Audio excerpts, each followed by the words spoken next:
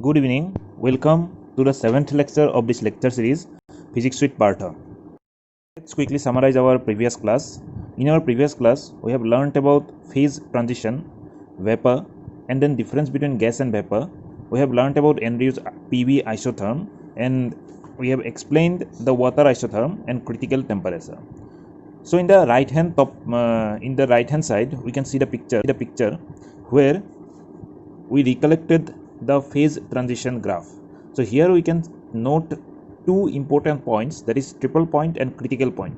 So as we all know, triple point is the point where all the three phases, solid, liquid and vapor, they coexist, and critical point is the point below which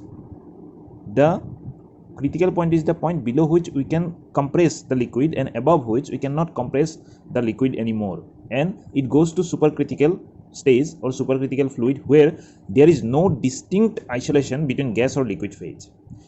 The important point to note here is the difference between gaseous and vapor phase, that is below critical pressure we have gaseous phase and above critical temperature. This is important. Above critical temperature and below critical pressure we have this gaseous phase, but vapor phase is the phase which is still can be liquefied and it is well below critical temperature. Okay, in this lecture we are going to dig deeper into some points like evaporation, saturated vapor, boiling, dew point and humidity, and then we will talk these phase diagrams invoking saturated vapor pressure again. Okay, let's talk about evaporation. So evaporation is the process in which molecules slowly escape from the liquid surface to become vapor. Okay, so let us do a little experiment to learn about this concept. So we have taken a volatile liquid, that is ether, in three different pots as it is shown A, B and C. The pot A is half filled with ether and the lid is tightly covered. The pot B is covered by an inverted jar, so the neck of this pot is not tightly filled, it's just covered by an inverted jar. Okay, and then pot C is taken in open air. Now from here we can see that initially some amount of ether is taken in all the three pots, but after some time we can see that the pot A ether is slightly liquid amount is slightly decreases. In pot B it decreases a little bit more, but in pot C the whole liquid evaporates. From here we can see from A and B an equilibrium is reached when no number of molecules which is escaping from the liquid per second equals the number of molecules coming back from the gas to liquid phase. That is why here at equilibrium, though the liquid amount decreases a little bit from the initial point, but liquid is still there in A and B cases. But this is not the case of C because it is in open air, so all the liquid can evaporate. So this concept is again useful in storage of food in clay pots.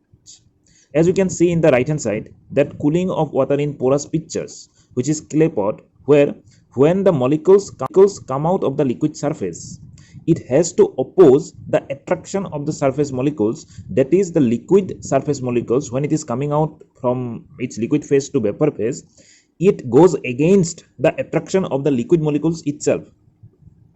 This can happen only for the molecules which are having high kinetic energy. They have gained some extra kinetic energy due to which they come out of the liquid surface. Thereby, this process causes the loss or decrease in internal energy of the liquid itself. That is why the temperature of the liquid goes down. That means if we put some water in the clay pot, as it is shown in the picture, this is taken from myscienceschool.org. If we put some water in the pitchers, as we can see in the above figure, the water cools due to the temperature decrement, and that is the reason why the fruits or vegetables inside it will remain safe. Okay, it will act like a refrigerator in our modern days. Okay, Now let us talk about the saturated and unsaturated vapor.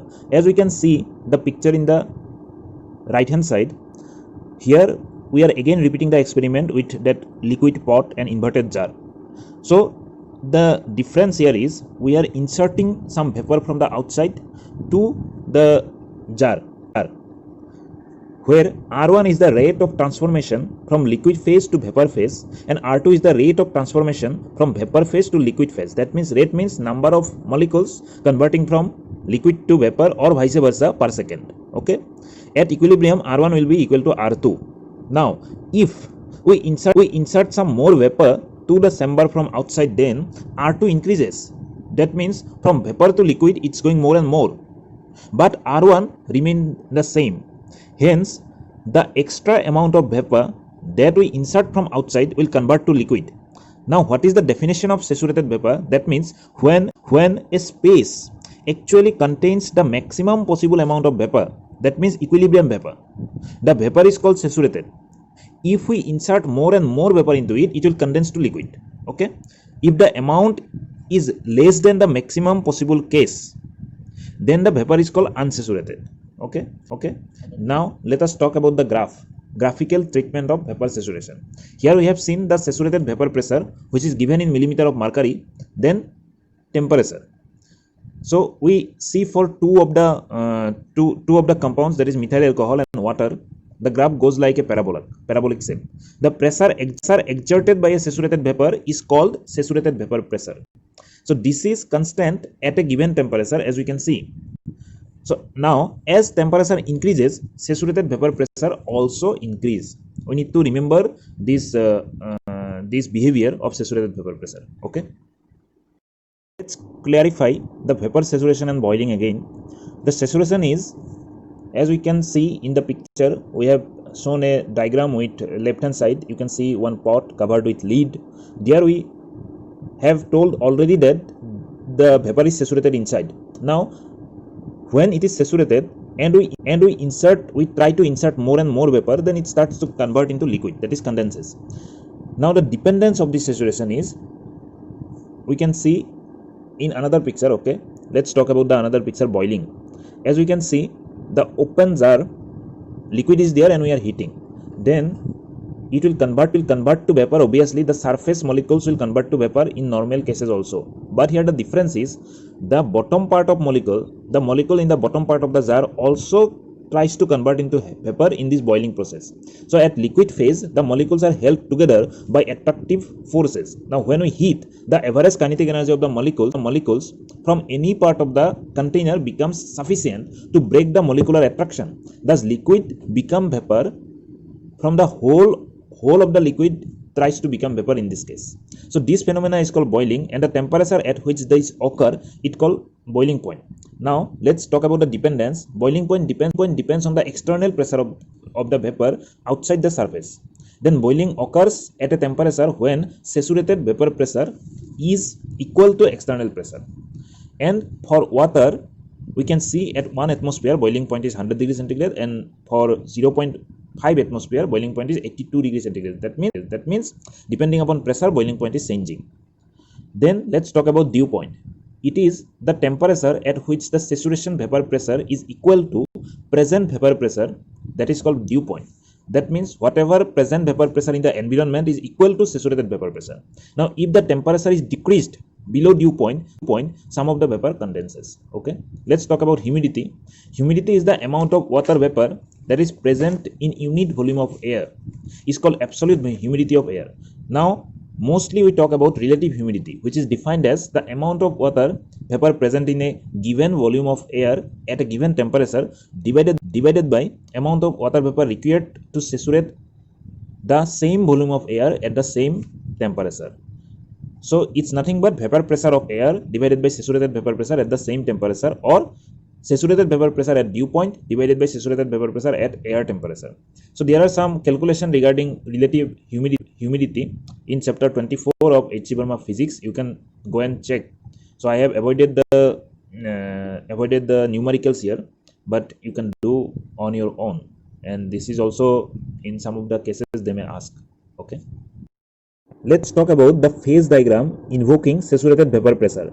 As we can see in the right hand side picture, one graph is written against pressure and temperature. Here we can see 3 points A, L and V. So what is happening along the curve, that where A point is standing, is the liquid phase and the vapor phase are existing in equilibrium, but above the curve there is liquid and below the curve there is vapor. So if at point V we can decrease the pressure by taking out some vapor, and at point L the pressure is increased injecting some more vapor. So then at this condition, if we are disturbing the system from outside like this way, then they will tend to move back towards point A to get the equilibrium phase. Okay, at points above the curve pure liquid is existing. Okay, at point below pure vapor is existing. Now out of equilibrium situation is depicted with the help of figure by these 3 points as I have written. Now at the boiling point, saturated vapor pressure is equal to external pressure. So this we need to remember, and this is very important concept. Hence horizontal axis gives us the boiling point, and vertical axis we can get the external pressure. Okay, now let's talk about the diagrams in the left hand side picture. Here we have shown two plots for water phase diagrams and for carbon dioxide phase diagram.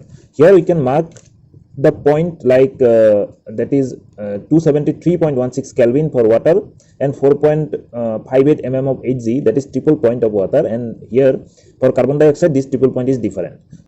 So we can see, and along the curves PB solid and liquid transition is happening, and there solid and liquid are staying in equilibrium.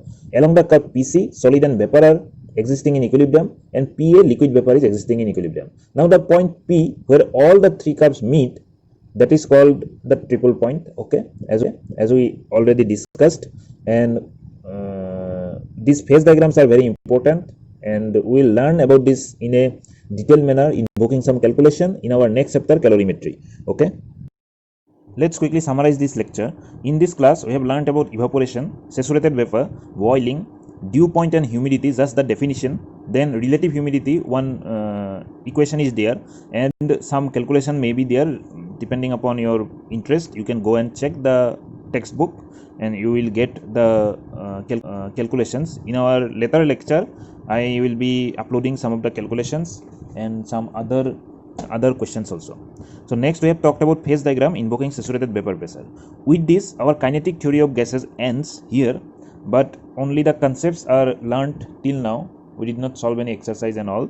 So probably in our next few classes we will be solving, and before that we will be going to calorimetry first, and this way the lecture starts. If you have any doubt and regarding clarification something is needed, then you can ask in the comment section, and stay connected. Okay, thank you.